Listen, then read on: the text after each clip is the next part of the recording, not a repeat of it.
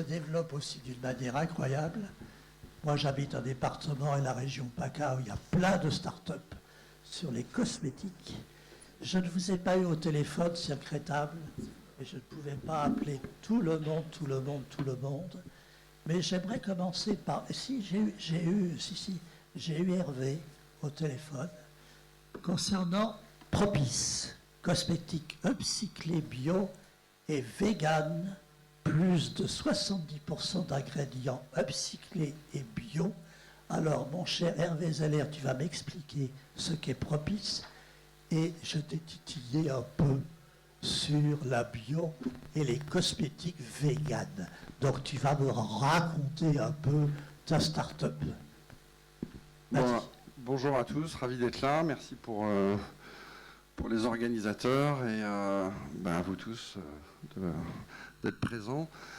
Alors, tu as dit 2 fois vegan. Alors, vegan, je ne sais pas si je vais commencer par là, mais en l'occurrence, on le met en avant plus pour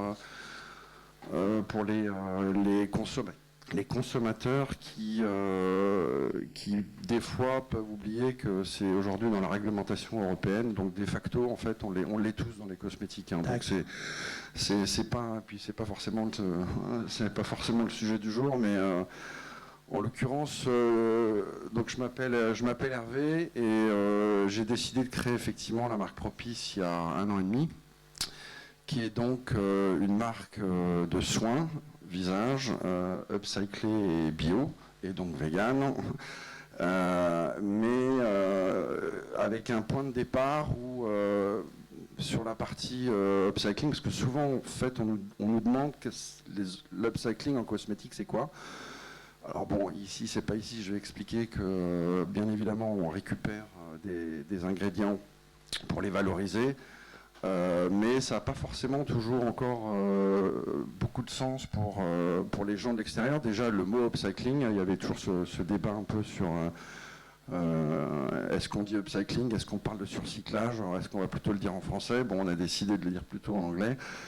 En tout cas, il y a une chose qui est sûre, c'est que sur la partie upcycling en cosmétique, on a ici Laurent présent qui va nous parler de tout ça aussi, parce que c'est quand même la base et le départ en fait de ce qui se passe dans l'industrie des cosmétiques, et notamment pour en arriver à une marque qu'on peut mettre en avant comme étant upcyclée. Tout part des ingrédients, voilà, et ensuite bien sûr des formulateurs, et je sais qu'il y en a dans la salle, puisque je parlais tout à l'heure avec Claire, qui connaît très bien le sujet, et voilà, donc l'upcycling en soi, j'ai pas envie de dire que ça existe depuis la nuit des temps, parce que je pense qu'on ne nous a pas tous forcément attendus aujourd'hui pour dire que on est capable de récupérer des ingrédients ou des matériaux, hein, puisqu'on a parlé d'autres secteurs d'activité, pour les récupérer et les valoriser. La grande nouveauté, et c'est ça qui est absolument génial sur ce marché, tout secteur confondu, c'est que c'est en train vraiment de s'industrialiser. Et moi, il y a 1 an et demi, venant du secteur des cosmétiques et voulant créer ma propre marque, je me suis dit, voilà, comment je vais pouvoir aussi être différenciant tout en étant sur la création d'une marque qui colle à mes valeurs. Et c'est vrai que cette notion d'anti-gaspillage, elle est, pour moi, elle est vraiment présente. Voilà, certainement aussi assez éducationnelle. Mais donc ça a pris beaucoup de sens il y a 1 an et demi, et je me suis intéressé d'abord donc aux fabricants, parce que tout ça c'est bien gentil d'avoir des belles idées, mais si derrière vous n'avez pas les bons partenaires, et notamment encore une fois ceux qui sont en première ligne, qui sont les fabricants d'ingrédients, vous ne pouvez pas aller bien loin. Donc j'ai commencé à fouiller dans ce sens, et je me suis rendu compte notamment que des gars de Fossé et bien d'autres, puisqu'on a le droit de citer des noms. Alors moi je ne vais pas forcément citer le slip français, je vais plutôt parler de Propice, et de ce qu'on fait. Mais je me suis aperçu que voilà, il y avait quelques gros fabricants d'ingrédients, et quand je dis des gros, c'est quand même des IFF, Gad Fossé, Berchem, Crodarome, enfin j'en passe, qui se sont mis sur ce marché de l'upcycling. Voilà. Et donc j'ai trouvé l'idée absolument géniale, qui est donc celle de pouvoir récupérer ce qu'on appelle ou des sous-produits ou des coproduits, plutôt que d'utiliser les ressources de la planète. Voilà. Et donc tout est parti de là. Et donc pour être peut-être plus précis sur justement qu'est-ce que les ingrédients, qu'est-ce que l'upcycling en cosmétique. Donc on va recycler bien évidemment à toutes les étapes, parce que l'idée c'était vraiment de positionner la marque le plus possible au cœur de l'économie circulaire. Donc bien évidemment on est sur des packs primaires et des packs secondaires qui sont aussi qui incorporent cette notion de recyclage, puisqu'on a des verres qui sont à 90% recyclés, on a des étuis qui sont à base de résidus de canne à sucre, qui sont donc eux aussi mis en avant comme étant des étuis upcyclés. Et donc cette grande nouveauté, elle part quand même plus des ingrédients. Voilà, donc je vous donne juste un tout petit exemple sur les ingrédients qu'on utilise. Alors je ne sais pas si je vais prendre celui de Laurent, parce qu'en fait, en fait on travaille aussi voilà, avec Get Fossé. Et en l'occurrence sur une eau de citron active, bio, qu'on met aussi en avant comme upcyclé. Alors je vais pas prendre trop de temps parce que là-dessus, mais c'est quand même important de savoir que dans l'industrie, il y a des eaux de citron qui sont tout simplement écartées en fait dans le processus de fabrication, et notamment quand on fabrique des poudres de citron. L'eau de jus de citron en fait est complètement laissée pour compte, et c'est à ce stade en fait que nous on va le récupérer, enfin nous en l'occurrence nos partenaires, et qu'on va réutiliser ensuite par un système de flash distillation pour monter en température. On monte en température très haut, 140 degrés de mémoire, et ensuite on en extrait les actifs du citron. Donc en fait c'est une eau qu'on récupère qui à la base était jetée, et qui nous permet, dans la formulation qui a été la nôtre, non seulement d'utiliser un actif qui a des vraies vertus pour la peau, mais qui en plus de ça nous permet de réduire là en l'occurrence de plus de 60% la consommation d'eau osmosée dans nos formules. Voilà.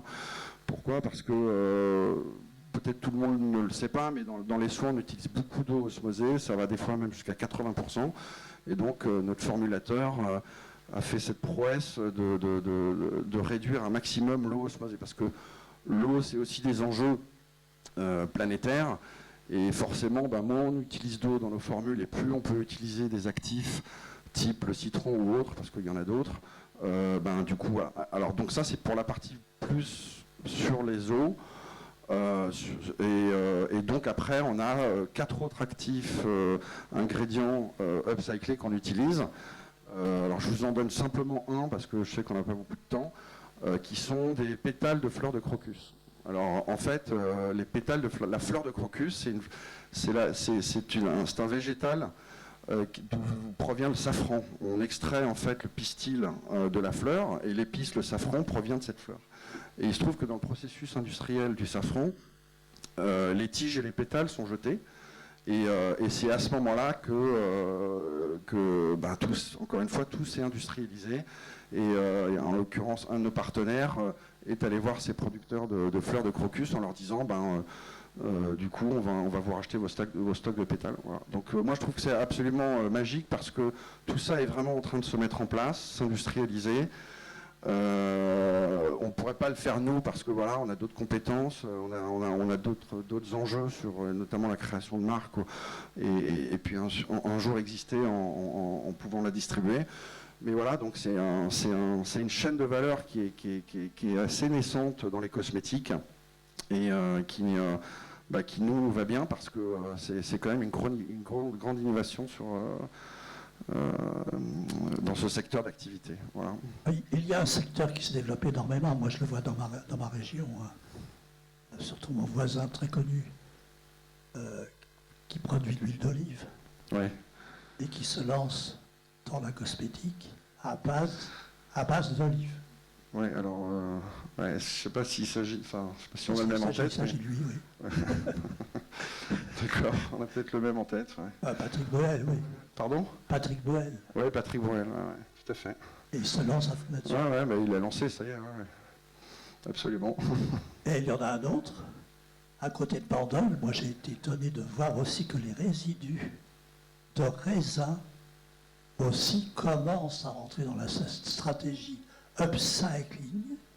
Et Brad Pitt, pour ceux qui connaissent, petit acteur, qui sort son petit vin rosé absolument fantastique, allait lancer sa marque de cosmétiques bio. Absolument, il l'a lancé. Ouais. J'en parlais avec lui il n'y a pas longtemps. Et, et il m'a donné 2-3 conseils en termes de com, en fait.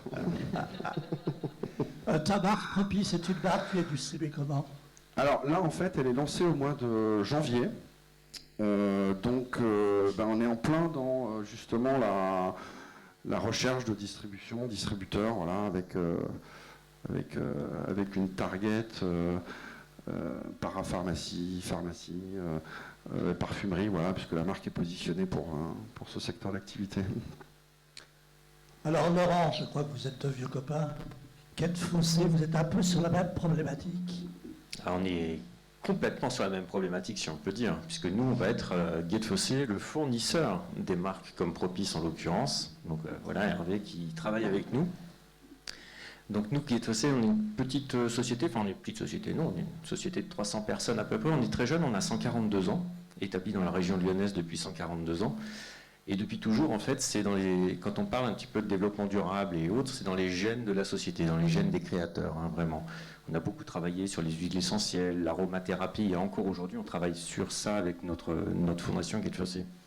Et nous, notre spécialité, c'est vraiment de créer, de développer des ingrédients qui vont permettre de faire ensuite les produits cosmétiques finis. Donc on va être vraiment sur la matière première. Et nous, pour la cosmétique, on est sur l'aspect 100% végétal, origine végétale, pratiquement maintenant c'est le créneau depuis plus de 20 ans. Et on travaille beaucoup sur nos sourcings. Alors à la fois sur l'aspect environnemental du sourcing, mais aussi sur l'aspect social maintenant qu'on prend énormément en compte. Vérifier les impacts sociaux de nos sourcings, c'est ce qu'on va faire. Et il y a une vingtaine d'années, on s'est intéressé aux déchets, à la notion de déchets, et finalement comment réutiliser les déchets dans les applications cosmétiques. Et quand on regarde la cosmétique, comme l'a dit Hervé, la première matière première que vous allez voir dans votre emballage, enfin sur la listing key, c'est water, c'est l'eau. Et donc on s'est intéressé à l'eau, trouver une eau et comment recycler de l'eau ou upcycler de l'eau finalement, et ne plus utiliser l'eau distillée comme l'a mentionné Hervé. On a travaillé pour ça avec des partenaires de l'agroalimentaire. Parce que quand ils font les jus de fruits concentrés, on a trouvé un partenaire qui fait des jus de fruits concentrés qui vont dans l'alimentaire. Et pour faire ça, eh bien, pour concentrer le jus de fruits, ils éliminent l'eau. Et cette eau, c'était un déchet. Ça partait à l'égout, ça partait dans les stations d'épuration par là-bas. Or, c'est une eau qui vient 100% du fruit. Puisque eux partent du fruit frais, vont les presser, vont obtenir un jus. Et pour concentrer le jus, ils font de la flash distillation, chauffage à haute température sur un temps très court, qui permet de conserver les qualités du jus de fruits en évaporant l'eau. Nous, on a travaillé avec eux pour mettre en place le procédé pour récupérer cette eau. Donc c'était vraiment un vrai déchet, on est vraiment là sur un déchet. On a mis en place le procédé qui permet de la récupérer, de la filtrer, de la conditionner, déjà pour qu'elle puisse être ensuite utilisée dans les applications cosmétiques. Donc on est sur un produit ultra propre, très pur, où il n'y a pas une goutte d'eau distillée ou d'eau du réseau qui va rentrer dans notre produit. On est sur des produits 100% naturels, en l'occurrence, puisqu'il n'y a pas le moindre conservateur ajouté, par exemple. Et donc ça permet de faire ça. Et derrière nous aussi, la valeur ajoutée qu'on y a apportée, on y a apporté 2 valeurs ajoutées. La première, c'est qu'on a fait de l'objectivation pour démontrer que cette eau, elle était quand même riche, plus riche qu'une eau distillée en termes d'oligo-éléments, en termes de produits un petit peu aromatiques qu'on va retrouver à l'intérieur. Et cette eau, elle va avoir une composition similaire ou proche de l'eau qu'on va trouver dans notre peau. Utiliser cette eau permet aussi d'améliorer la biocompatibilité de la formule avec la peau par la suite. Et on augmente, bien entendu, comme l'a dit Hervé, le degré d'upcycling ou de naturalité vraiment du produit, puisqu'on n'a plus d'eau distillée ajoutée dans la formule cosmétique par la suite. Donc ça, c'est le type le type de travaux qu'on fait, qu'on développe vraiment sur nos ingrédients maintenant. Alors les eaux végétales, ça fait plus de 20 ans maintenant qu'on commercialise ça. On a toute une série qu'on fait en partenariat.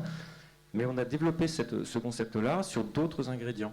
On va travailler par exemple avec des producteurs d'huile de noix qui sont dans la région grenobloise. Quand ils font l'huile de noix, ils vont finir avec une espèce de brou qu'on appelle un gâteau de pression qui part en déchets, qui était jeté à l'origine. Et bien nous, c'est le récupérer. Et comme Gate Fossé, on a cette science de l'extraction végétale. À partir de ces gâteaux, on arrive à extraire des polyphénols très riches qui nous permettent de créer un actif cosmétique qui va avoir des vertus antioxydantes, anti-âge, démontrées avec des tests cliniques aussi sur ces aspects-là. Voilà. Donc on travaille beaucoup ces aspects-là. On parle d'upcycling ici, c'est vraiment partir d'un déchet et lui amener une valeur ajoutée. Ça, c'est ce qu'on va chercher à faire quand on cause d'upcycling. Après, comme l'a dit Hervé, on va aussi utiliser beaucoup de matières premières qui sont des coproduits de l'industrie. C'est-à-dire qu'on va avoir une matière première, quelque chose qui est fabriqué, il va y avoir un coproduit.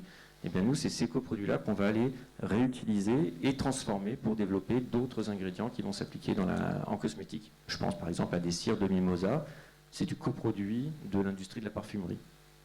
Et bien nous, c'est les matières qu'on va réutiliser pour en faire des émulsionnants, apporter vraiment de la texture au niveau du produit fini cosmétique.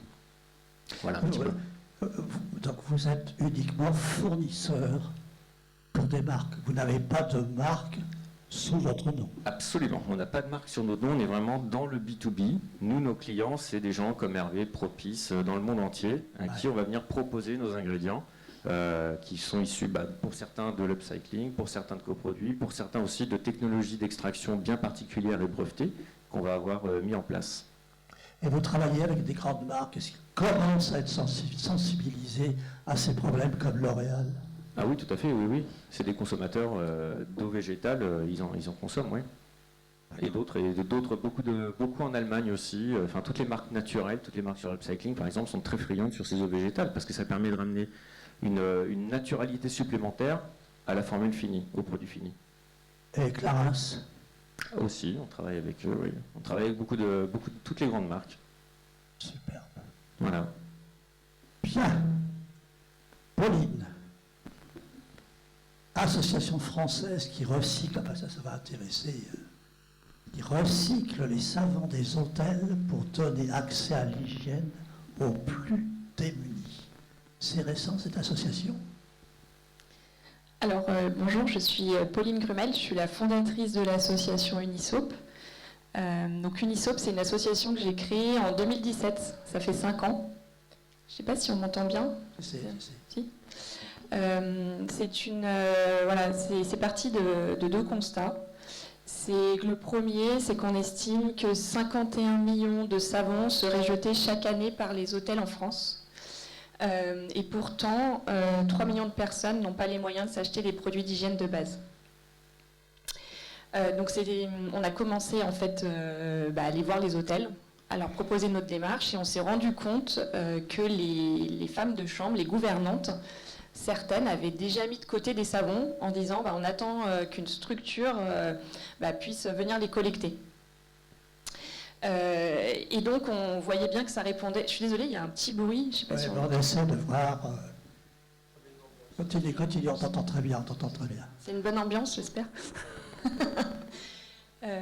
Donc on allait voir les hôtels et on a vu que ça correspondait à un besoin, qu'il y avait du gaspillage qui était géré chaque année par les hôtels. Je vais peut-être essayer. Est-ce que celui-ci va mieux? J'ai l'impression que c'est un peu mieux. Voilà, c'est aujourd'hui près de 9 tonnes déjà de savon collecté au sein des hôtels. Alors on travaille avec plus de 300 hôtels partenaires aujourd'hui en France, qui sont aussi bien des grandes chaînes que des hôtels indépendants. On travaille avec des hôtels Accor dans la liste de tous nos hôtels partenaires. À partir du moment où il y a une savonnette, où il y a du savon pour se laver les mains, on peut le collecter. Et on va même encore plus loin maintenant, parce qu'il y a des hôtels qui passent au tout solide. Donc ils passent au shampoing solide, au gel douche, au savon, etc. Donc on peut collecter toute la gamme et on peut tout recycler. Donc, il y a plusieurs avantages. C'est que le solide permet d'avoir aucun emballage plastique, permet de ne pas transporter d'eau. Donc, on a une empreinte carbone aussi qui est diminuée. Et grâce à la solution qu'on a avec Unisoap, on va leur donner une seconde vie. En fait, on revalorise du savon en savon, tout simplement. On refait du savon avec les savons des hôtels. Alors, comment ça marche? Une fois que les savons ont été collectés par les femmes de chambre, ils vont être acheminés jusqu'à notre centre de recyclage qui est situé pas loin d'ici, à Vaux-en-Velin, au sein d'un ESAT qui emploie des personnes en situation de handicap. Donc, on a voulu avoir aussi cette dimension humaine qui est très importante dans notre projet. Donc, on forme les jeunes à notre process de recyclage. Donc, il a fallu pendant 2 ans travailler sur un process. Il a fallu identifier des machines, investir dans ces machines. Et aujourd'hui, on a pu distribuer déjà plus de 25 000 pains de savon à des associations partenaires qui sont, par exemple, les Restos du Cœur, l'Armée du Salut, le Secours Populaire. C'est très varié. On est très sollicité parce que c'est des produits qui coûtent cher et que les associations ont peu. Donc on essaye aussi de diversifier nos produits via des dons de marques cosmétiques. Donc on fait des kits d'hygiène avec du shampoing, des brosses à dents, des dentifrices qu'on va pouvoir donner. Donc c'est des personnes qui peuvent aussi bien vivre dans la rue que des personnes qui sont des familles précaires, des familles isolées, même des étudiants. En mars dernier, on a envoyé 1000 kits d'hygiène qui sont partis en direction de l'Ukraine. C'était notre première opération à l'international, mais d'habitude on œuvre vraiment en France. Il y a déjà d'énormes besoins. Alors, c'est très important votre action. Très souvent d'ailleurs, les gens qui vont dans les hôtels avec ces petits savons partent avec dans les poches les petits savons, se les gardent pour soi, etc., etc. C'est peut-être un conseil à donner aux gens qui vont dans les chaînes d'hôtels de laisser les savons quand on connaît votre association et que ces savons vont être récoltés pour ensuite rediffuser à, je ne sais pas, les Restos du Cœur, Emmaüs, j'en passe et des meilleurs. Alors, nous, on est là pour lutter contre ce gaspillage. Donc, si vous emmenez votre savon à la fin de votre séjour, on est très content. Le but, c'est qu'il soit utilisé jusqu'au bout. Après, souvent, les gens emmenaient d'ailleurs les savons quand ils sont neufs. Il y en a certains qui emmènent leur petit savon après à l'avoir utilisé. Mais la plupart du temps, il y a un gâchis quand même assez phénoménal. Et alors aujourd'hui, j'ai un message pour tous les hôtels qui passent aux distributeurs de savon liquide et qui enlèvent la petite savonnette au bord du lavabo. Alors j'ai envie de leur passer ce message, c'est qu'en faisant ça, en fait, c'est beaucoup moins écologique. Pourquoi ? Parce qu'on a des déchets plastiques, c'est-à-dire qu'on va jeter à un moment donné du plastique, dans tous les cas. Que ça soit le distributeur en lui-même, que ça soit les poches qui vont remplir le distributeur, ou tout simplement que ça soit les bidons qui vont venir remplir les distributeurs. Donc pour nous, c'est pas une solution. Et en plus de ça, on transporte de l'eau, parce que la plupart de ces produits liquides, en fait, la majorité, en fait, c'est de l'eau. Donc on privilégie, nous, les cosmétiques solides. Donc c'est vrai que pour le passage au tout solide serait vraiment une très bonne idée. Mais dans tous les cas, voilà, c'est vraiment qu'aujourd'hui, nous, on a une solution qu'on peut proposer aux hôtels, c'est-à-dire que quand ils ont une savonnette, on sait qu'elle ne sera pas gaspillée, mais qu'elle pourra justement bénéficier à des personnes qui en ont besoin. Donc on a vraiment aussi, on veut faire passer ce message. Et on réfléchit aussi par la suite à d'autres alternatives plus écologiques aux distributeurs de savon liquide. Et du coup, là, je change de casquette et je prends mon autre casquette. Je viens de créer une nouvelle entreprise avec une marque qui s'appelle Soap for Good. Et on va proposer en fait un distributeur de savon solide dans lequel on vient mettre en fait un pain de savon qui va râper le savon et on va pouvoir se laver les mains avec cette poudre de savon. Du coup, plus de 0 déchet. Et une empreinte carbone qui est diminuée. Et sur chaque savon vendu, on pourra justement reverser une partie de nos bénéfices à Unisoap qui permet de donner accès à l'hygiène à des personnes dans le besoin. L'idée, c'est vraiment encore d'aller plus loin dans la démarche et de proposer d'autres alternatives aux hôtels. Superbe initiative, ma chère Pauline.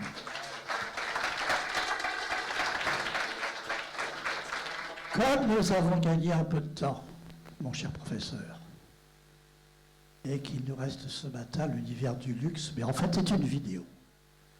Moi je propose que pour la première fois, les gens qui sont dans la salle, ils sont encore là, si des gens veulent leur poser des questions sur le thème de cette table ronde, mais ceux qui ont participé à d'autres tables rondes sont peut-être restés, n'hésitez pas à poser des questions si vous voulez. Je ne sais pas si le français est toujours là. Il y a des gens qui veulent poser des questions, s'il vous plaît. D'abord Antoine, on te connaît. Ah oui. Je me demandais en fait comment vous faisiez quand vous récupérez tous les savons, vous les remettez tous ensemble, vous les faites chauffer, enfin comment ça marche en fait pour vous refaites un savon, c'est quoi le processus? Et je me disais si vous manquez d'eau, vous avez votre voisin qui a de l'eau citronnée de très bonne qualité.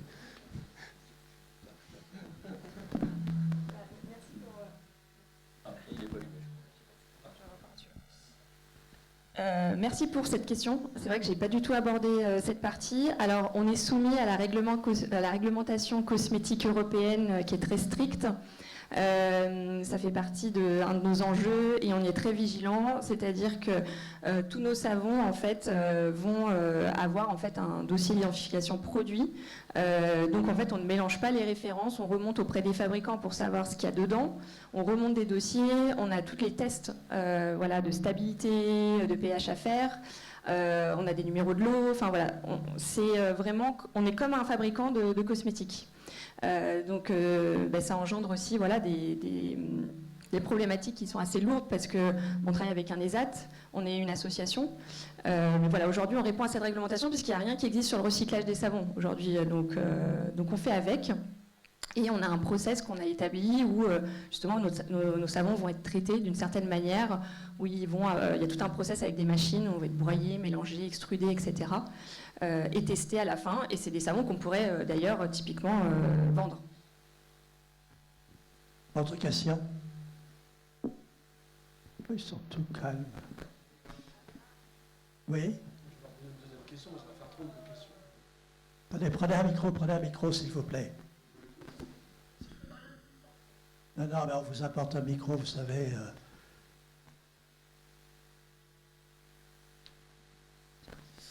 Bonjour, je m'appelle Laureline Bourri, je travaille à la métropole de Lyon. Je m'interroge sur, donc c'est une question à Get Fossé et à Propice. Vous récupérez, comme vous le disiez bien, des coproduits ou des sous-produits de process industriels. Est-ce que du coup vous vous pluguez sur les industries existantes ou est-ce qu'il y a de la logistique entre les deux? Et si actuellement c'est un système avec de la logistique entre les deux, est-ce que ça serait pertinent pour vous demain d'aller vous pluguer sur une usine de fabrication de safran ou une usine de fabrication de jus de citron, si j'ai bien compris vos présentations? Alors quand vous dites plugger, c'est avec un canal direct.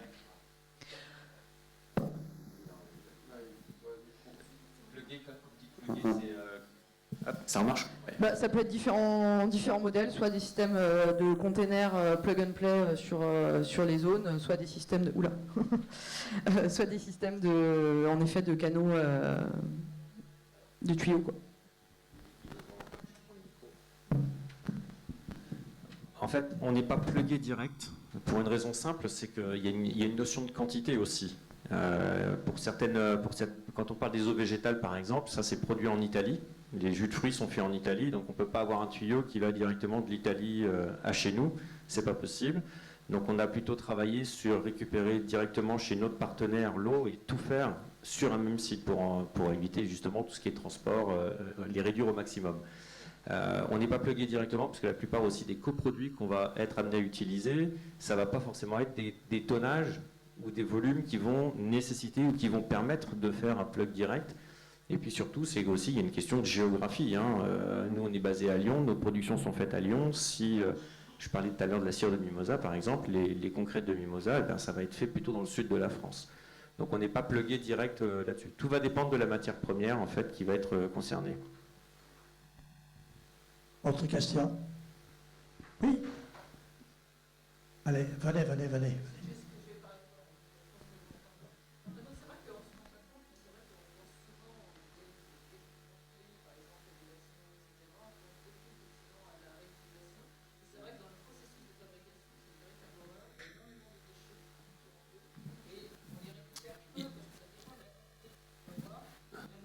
Coupe.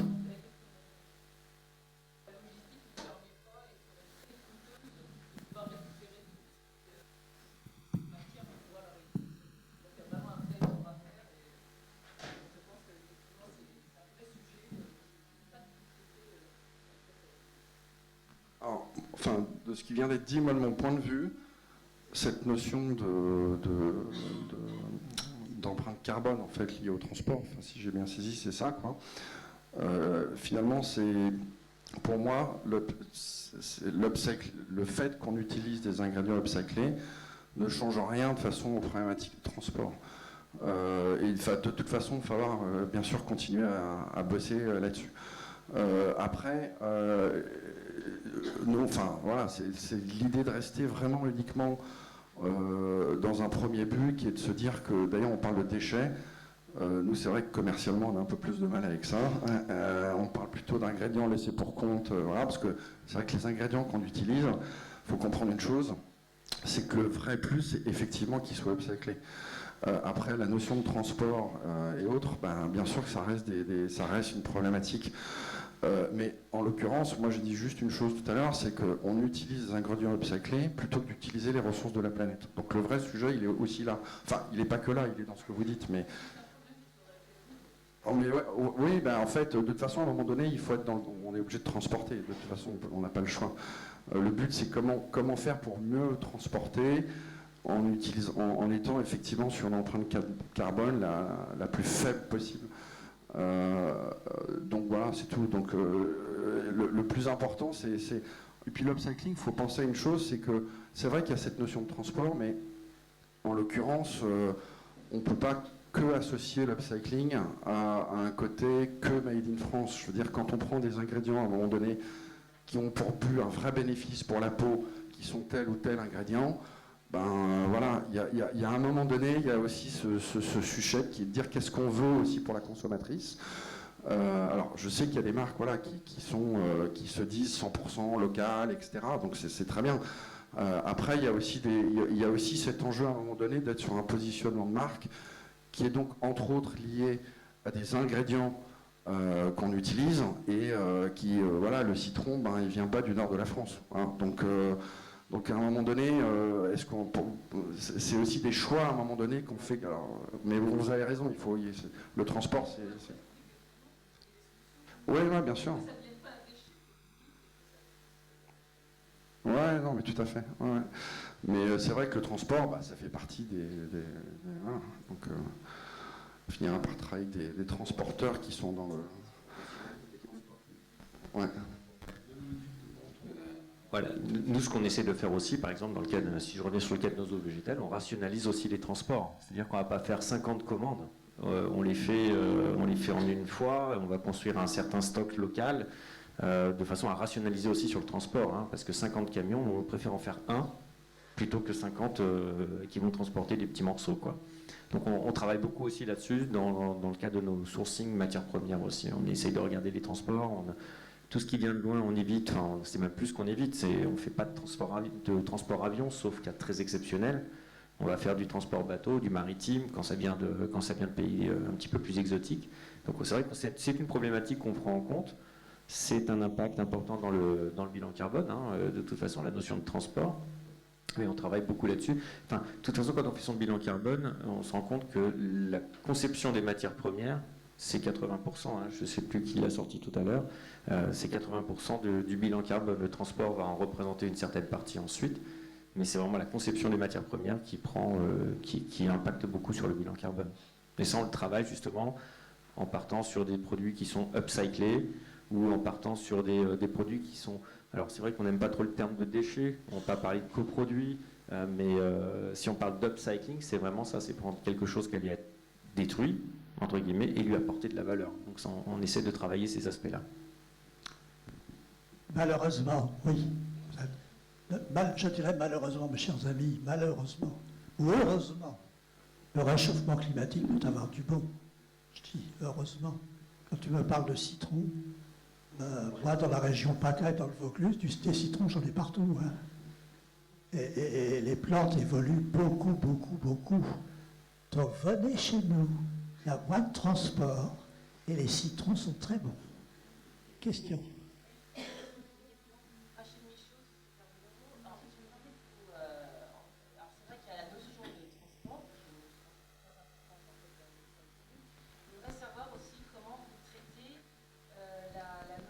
D'innocuité par rapport justement démarche, c'est-à-dire un déchet. Si vous prenez un micro, parlez dedans. Oui. Par rapport à un déchet, comment dans une industrie de la cosmétique qui est sujette, je pense, à énormément de contraintes en termes de santé, comment vous gérez tout ça? Sachant que d'un déchet, il faut que vous le réhabilitiez. Comment ça se passe? Sachant que je pense que vous avez énormément de contraintes, soit industrielles pour monsieur, soit aussi industrielles parce que vous recréez une matière. Comment ça se passe? Surtout d'un point de vue législatif, pour le coup. Hein.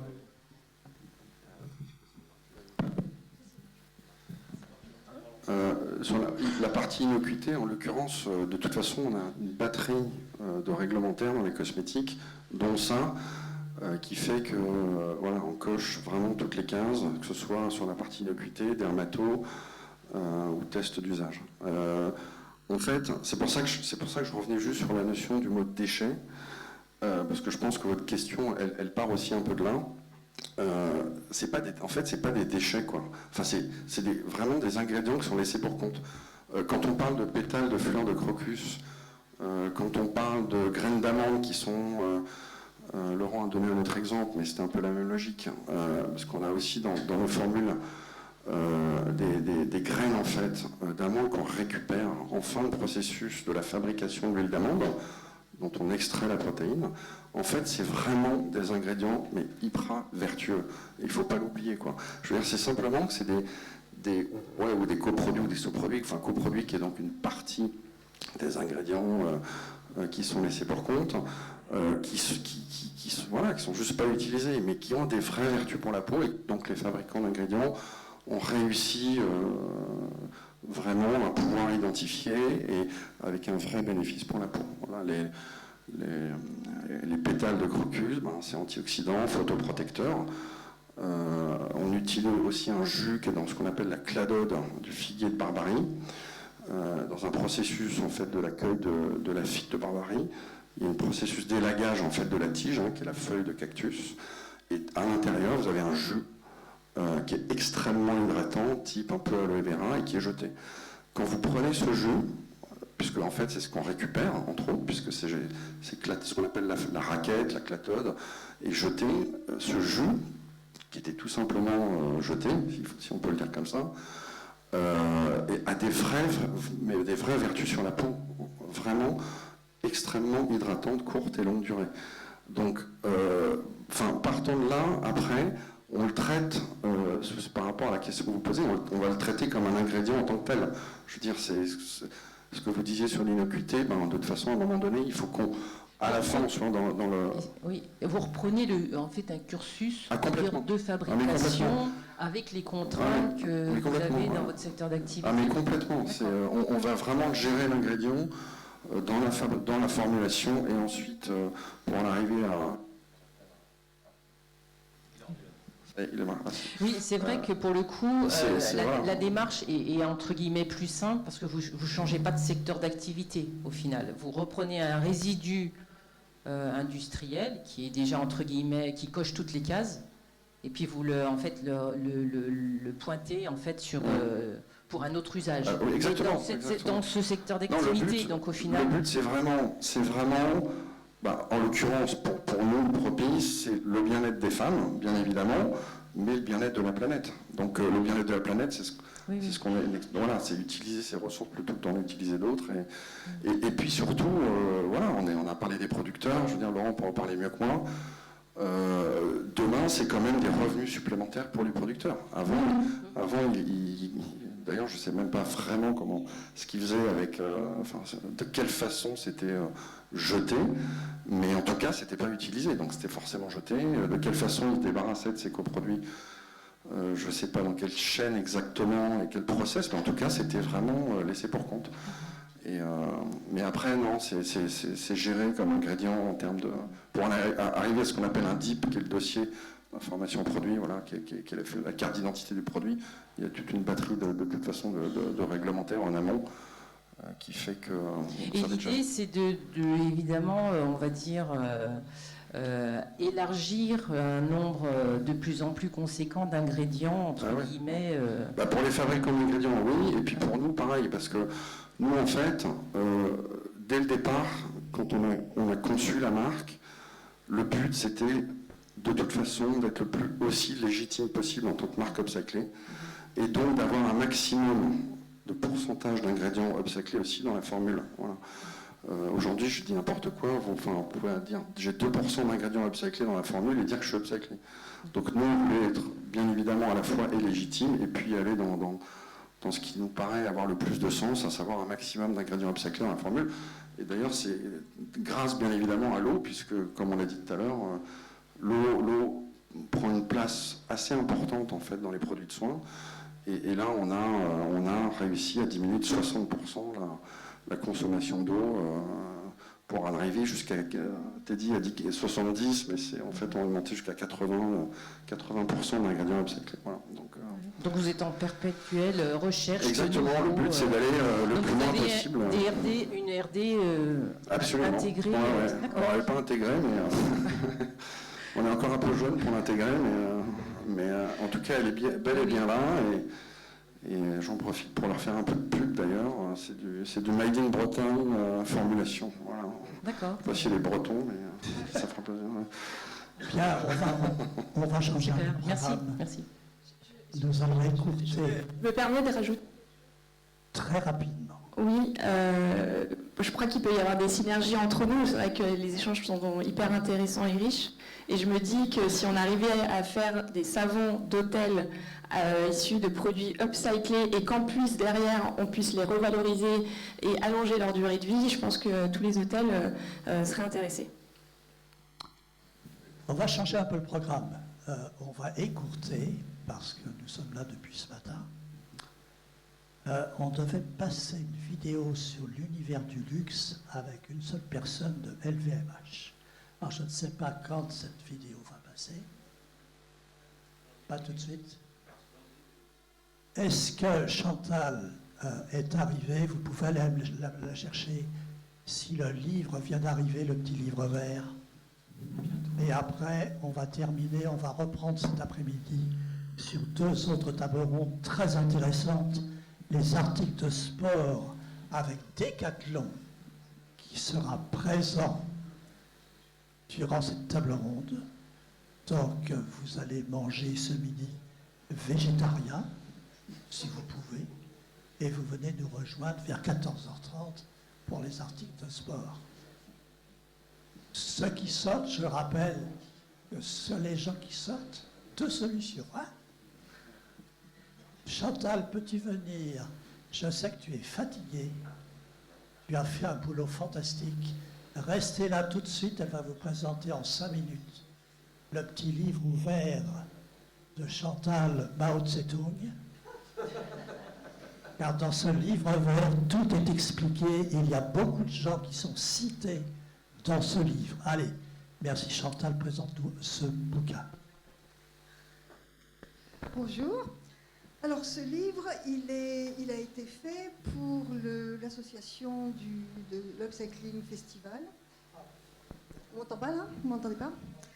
Et il a été réalisé, donc c'est une espèce de synthèse des 2 premiers festivals qui ont eu lieu à l'Île-sur-la-Sorgue et en préparation du Summit de Lyon. Alors ce qui apparaît à travers les 2 premiers festivals, c'est que ça se passe à l'Île-sur-la-Sorgue, au village des antiquaires de la gare. Et là, on a un certain nombre de créateurs qui présentent la façon dont ils recyclent, dont ils upcyclent les matériaux. Alors souvent, c'est fait par hasard. Par exemple, on a une créatrice qui reçoit, elle ne sait pas pourquoi, un jour un pneu. Elle se demande quoi faire avec ça. Et en fait, elle le transforme en sac à main. Voilà. Donc, l'upcycling, en vérité, ça existe depuis un certain temps, notamment au niveau des artistes. Mais la difficulté, c'est qu'on va retrouver des artistes qui font des pièces uniques ou alors de petites séries. Après les artistes, on a eu des ateliers qui se sont créés. Et toute la difficulté, eh bien, c'est de pouvoir industrialiser l'upcycling au niveau national. C'est l'un des objectifs de cette journée aujourd'hui. Alors pourquoi industrialiser l'upcycling ? Eh bien parce que l'upcycling rentre dans une démarche d'économie circulaire, à la fois sociale et solidaire. Et que, je pense que vous l'avez vu ce matin, hein, donc je ne vais pas vous refaire ce matin tout cela, et que la difficulté pour industrialiser... Très très connus qui ont accepté de nous suivre, la Fondation Suez, Veolia sur l'île sur Sorgue nous ont répondu. On est très intéressés, mais on est encore en train de chercher les opportunités, mais les grosses entreprises hésitent encore un peu à nous rejoindre. Donc s'il y a des gens ici, puis ils se verront sur la Web TV, on a besoin de ce partenariat avec les grands groupes pour aider les start-up qui font un boulot absolument fantastique. Sans elles, on ne pourra rien faire. Quand en 93, je suis arrivé du Brésil à BFM, on m'a foutu devant un micro. 95% des présidents ne savaient même pas ce qu'était l'environnement, le développement durable. Et ça a pris, une croissance absolument considérable. Faites passer le mot que les grosses entreprises aussi, nous en avons besoin. Allez, on se retrouve tout à l'heure. Mon cher Jacques. Merci Teddy, je pense que le message est passé. Donc je vous invite donc à nous retrouver à 14h30 pour la suite de cette journée. En attendant, vous trouverez différentes solutions de restauration, soit à l'hôtel, soit juste à côté, à l'extérieur de